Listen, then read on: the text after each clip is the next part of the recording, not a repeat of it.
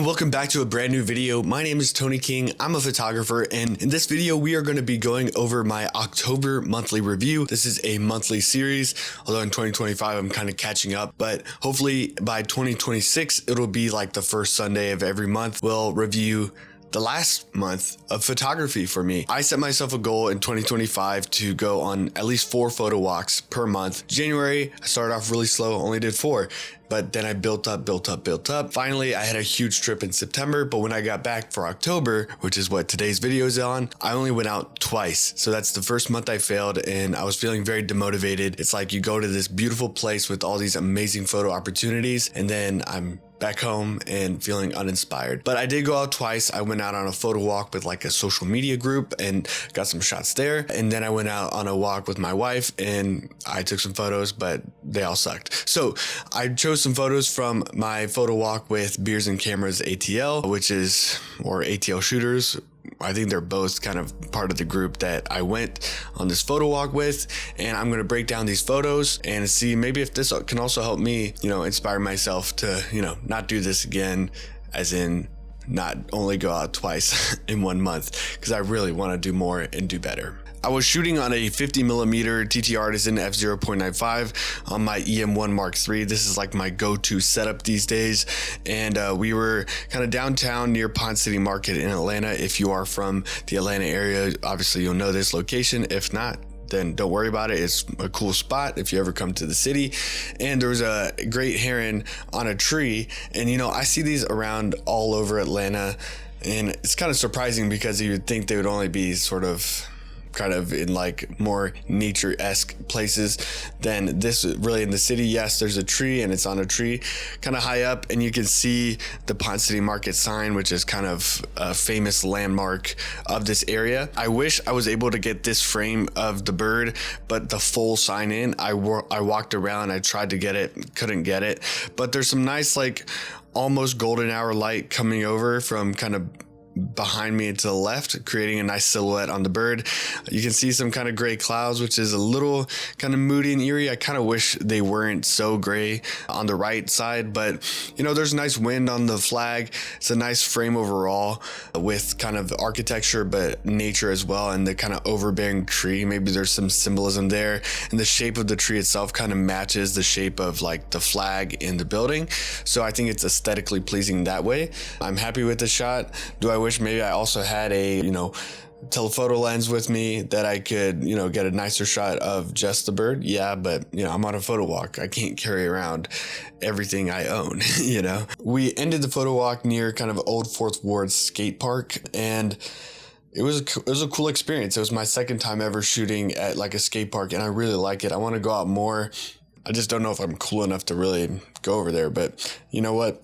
I went over there with this group and I got some shots that I liked. I thought this was a cool action shot. Kind of, you can see all the wind going through this guy's shirt.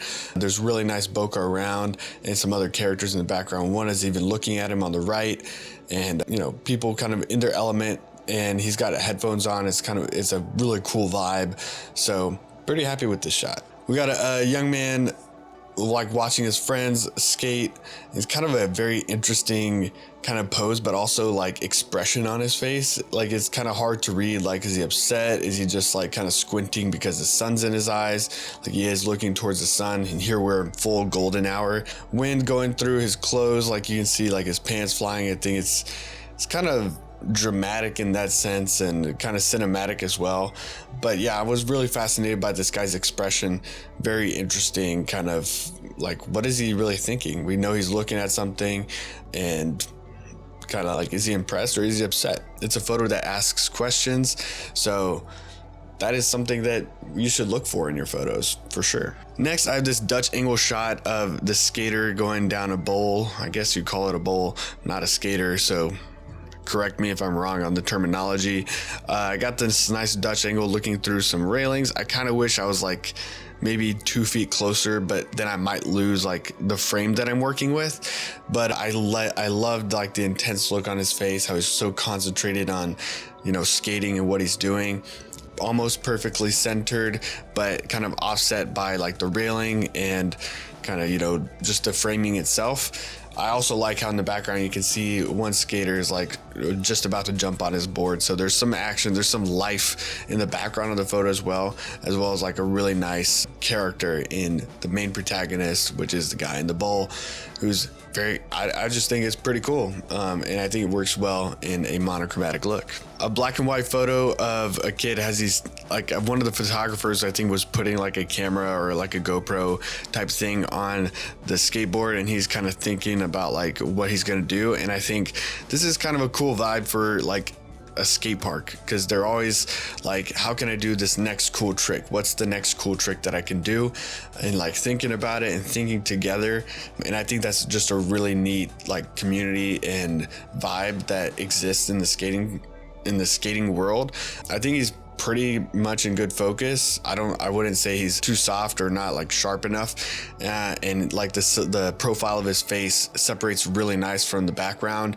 Really lovely light on his face, in particular like his nose and eyes, that really make him stand out. But and yeah, this pose of like thinking is kind of unique and interesting, and just the bokeh around him is super nice. He sticks out so well, and you know, the person in the foreground adds a little bit of kind of community and presence to the shot that wouldn't exist if he wasn't there. If the guy on the bottom left wasn't there and it was just bokeh background, I don't think this would work quite as well, because it would feel kind of posed and a little less like natural, let's say, which I think is one of the strengths of this photo, if you ask me. And of course, golden hour, looking over one of the towers in Atlanta. The sun's going down really nicely over the horizon here. I've got kind of the whole lower third of the image all pretty much dark and silhouetted, which I think creates a wonderful contrast for the brightness above. Nice shape to the sun, and lovely orange and vibrant colors coming from the sun, which kind of like obscure the towers in like this haze, but you can still see it. And so I think it creates a really nice separation between the tower and that dark foreground. So really happy with this shot. There's a couple other shots that I got from like this golden hour moment as I was walking back to my car actually, and this was my favorite one. I don't think I've actually taken a shot of this particular tower before in Atlanta, so that's also like a neat aspect for me. But happy with the shot and happy with how kind of this photo walk turned out. It was like, you got to put yourself out there sometimes, and this is the second time I've gone to one of these photo walks, and I think it went pretty well. I got a couple shots that I liked last time as well that I've talked about in other monthly reviews. I think over the like June or July or something. I think it was July. Yeah, it's great to put yourself out there, you know, made a couple connections. Does it lead to anything other than just like, I know this guy? Probably not, but you know, it is cool. Like, I know that guy, and we can support each other on socials. And if there's exhibitions or things like that, we can share that. And that's a great thing to do. But got some really nice shots. It's another moment where I'm like, you know, yeah, golden hour is nice to shoot at, but because I've kind of been critical of golden hour shooting in the past on my channel. But I really think the point is, don't limit yourself to only golden hour. But of course, these are selections from one photo walk that I think is really nice that I got this many shots that I like from one photo walk.